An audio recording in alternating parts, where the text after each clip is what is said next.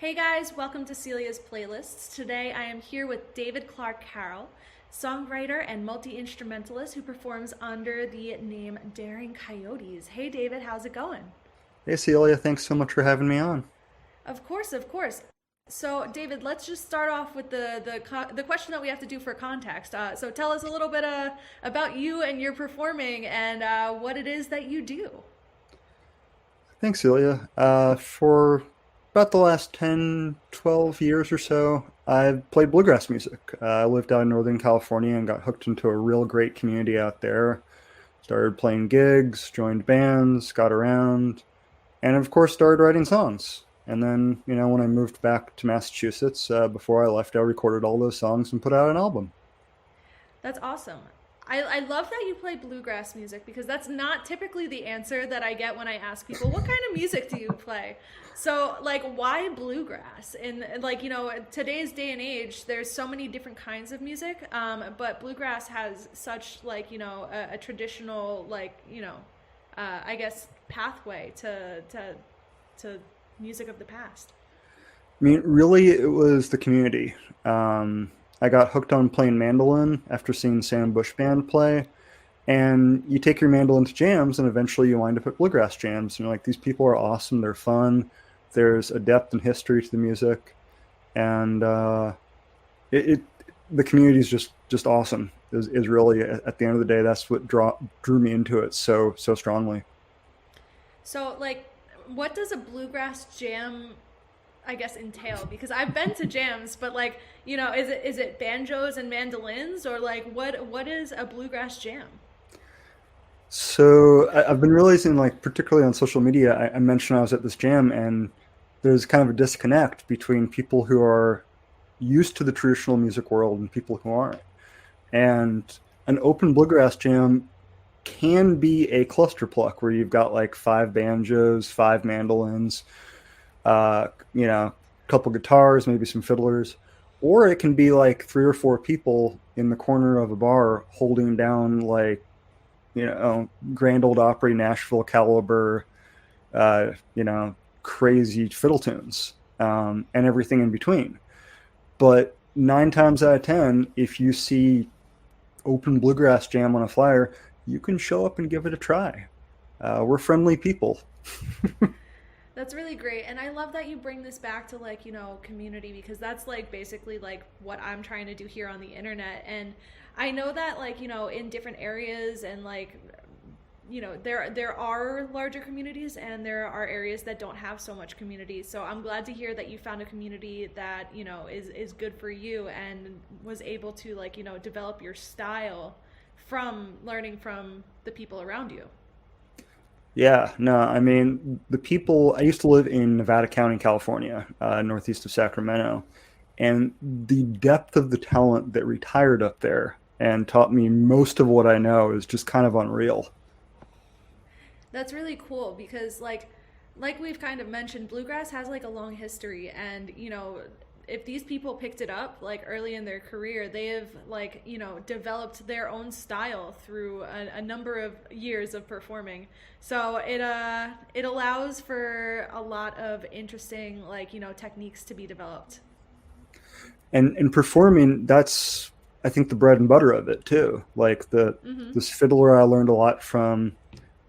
He was part of various bands in Minnesota over the years, toured, and by the time I met him, he'd tried just about every fiddle lick on the planet, Mm-hmm. and he knew what he liked, he knew what worked in certain settings and what didn't. I gotcha, which is really cool.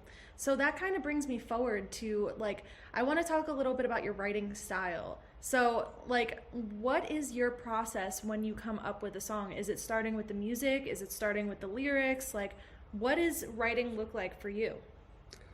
So I think there's kind of two forks in Mm-hmm. how I approach writing a song. One is if I'm writing an instrumental, I'm usually operating out of the traditional fiddle tune framework where there's maybe three parts to a song. More frequently there'll be two. There'll be an A part and a Mm-hmm. B part, and a lot of times I'll get a basic melody idea for that A part, and then modify it a little bit, maybe transpose it to a different key for the B part, And so working in that framework, it's both restrictive but freeing because I've got 32 bars to say what I want to say with my mandolin or my guitar Mm-hmm. or my mandola or my banjo, and kind of craft a sonic narrative.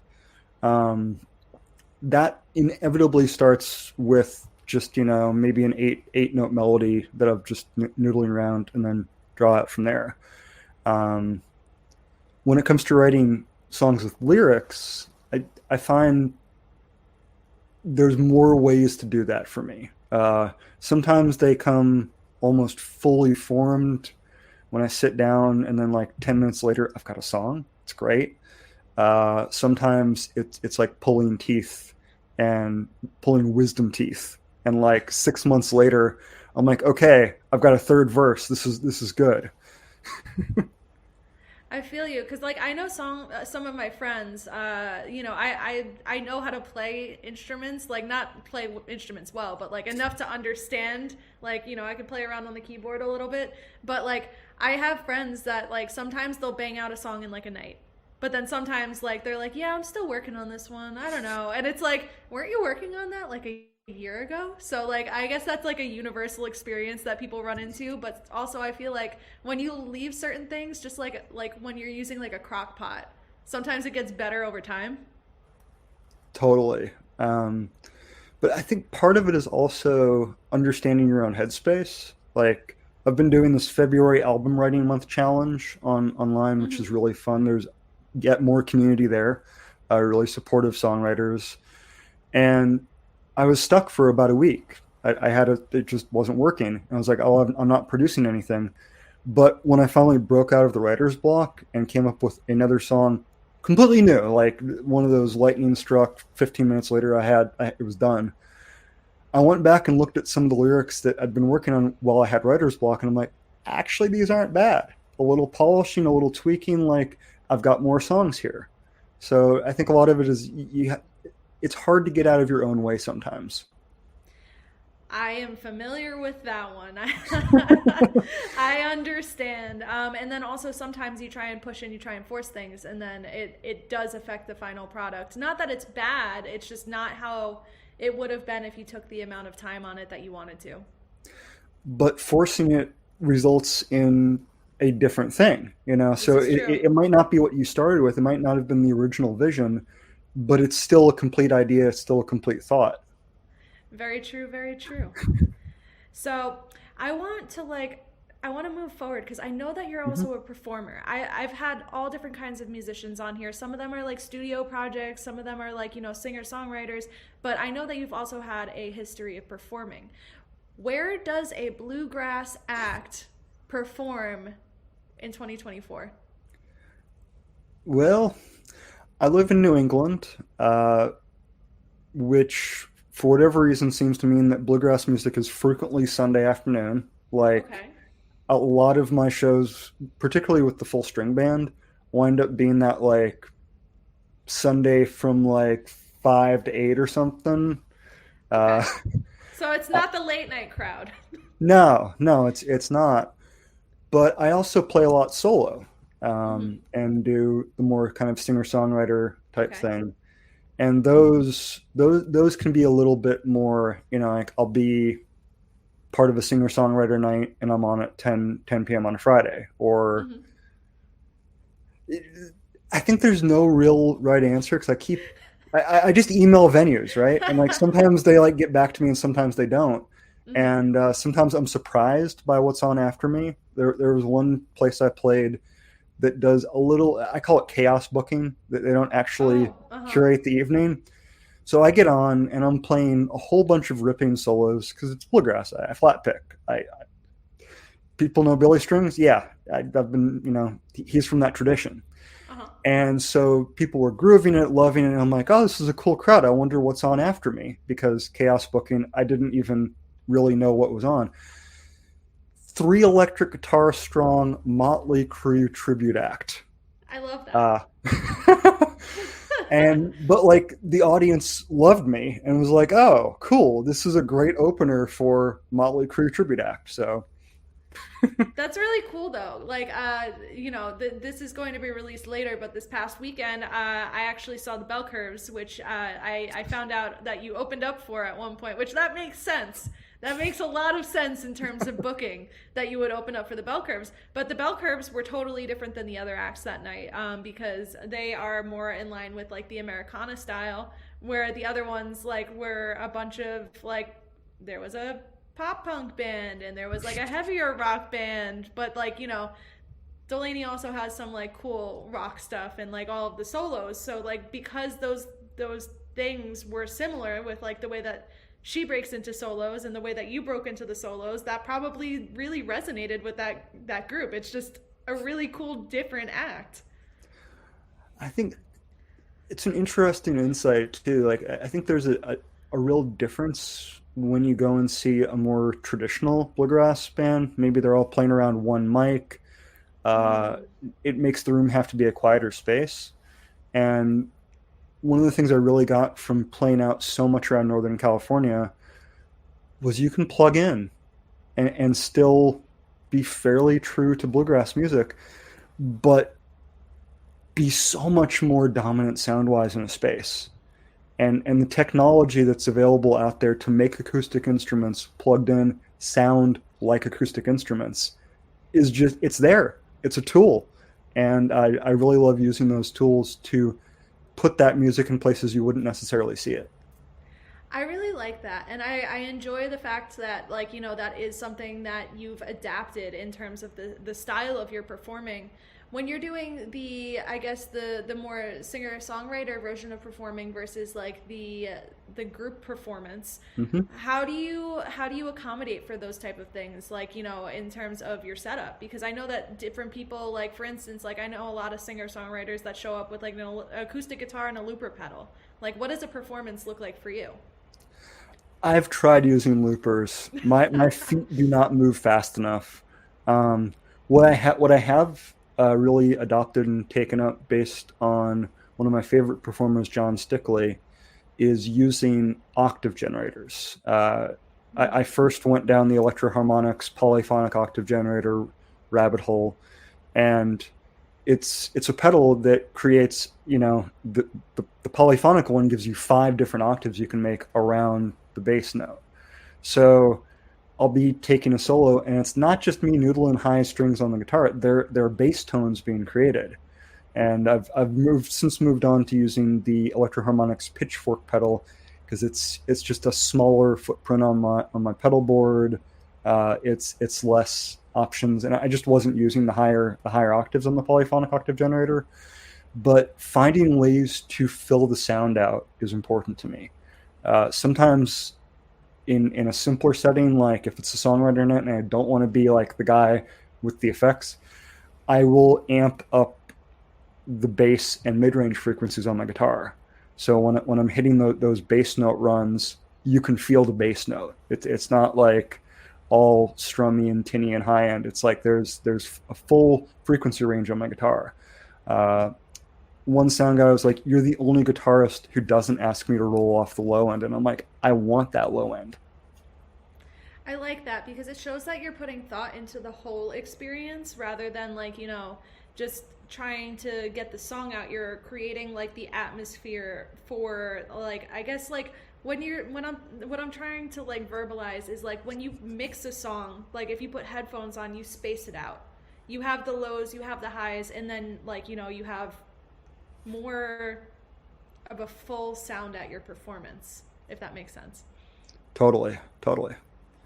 That's a really great thing that you're like incorporating, because I've seen a lot of people not. um, so David, let's get into, like, this is kind of my big question I ask everyone. Hmm. For someone that's trying to start out in music, whatever you could take this in whatever direction you'd like. What would be your greatest advice to someone that's trying to just start? Play music with other people. When you're playing by yourself, when you're creating by yourself, and even if you're an electronic musician and you're in that world of the DAW, share your music. See what other people's ears think about it. If you don't get out of your comfort zone and expose your music to the world, you don't know what the world thinks of it. You don't know how what you think is hitting ears is actually hitting ears. Um, and particularly like if you're playing instruments, play with other people. They will improve you so much. And it comes down to also it's the whole idea of to truly master something, you have to be able to teach it, right? So play music with people who are better than you, but also play music with people who are beginners, who are starting out, where you can see where you started and be like, okay, this is a rabbit hole I fell down. Let's make sure this person doesn't. And when you do that, your own playing is going to improve. I like that because it gives you like the I guess reflections of yourself. It's kind of using other people's as a form of like mirrors to like see where you are in your own process. So that's a really cool like, way to think about it. Uh, the other thing that I do that is I teach. I teach mandolin. I teach bluegrass jamming, and the it's hard to find something more fun than having a room full of beginners suddenly click on a song that's it's only three chords. It's not a super complicated melody, but 2 hours earlier they couldn't do it, and you just kind of all of a sudden there's magic. I understand that. That's a really cool feeling because it's like a we're all growing together feeling. Exactly, and that's the bluegrass community. It's that's kind of the idea of it. We're constantly trying to not only find new listeners but find new people to jam with. Very cool, very cool. So David, where can everyone find you on the internet? Where can people listen to your music? So everything as far as social media, as far as streaming, is under the name Daring Coyotes. There's a long, funny story about a camping trip in Joshua Tree on my website, daringcoyotes.com, if you want to know more about where I got the name from. But that's it. Daring Coyotes. The album is Odyssey of the Far West. There's an outtake single I put out last year, and keep an eye out because there's more music coming soon. A single out next month, and an entire passel of songs I wrote for the songwriting challenge that I'm going to try recording this spring. Amazing. I'm glad to hear that there's some new stuff coming out, and I wanted to thank you so much for coming on and speaking with me today. Hey, thanks for having me on, Celia. It's been so fun to see how much has just snowballed from like that first little, hey, what's this threads thing? There's people on here. We can talk to each other. It's been an interesting ride with the Threads community, and it's like sparked so many different things, at least in my life. And like, we'll see where I go from here. Like, I'm glad that we have like, I'm glad I'm getting to sit with people and get to know them as people rather than just like words on a screen. So this has been really cool. So thank you again. And to everyone watching, thank you guys for being here too. Make sure that you check out Daring Coyotes, and I will be back for the next interview. So, bye guys. Thanks, Celia.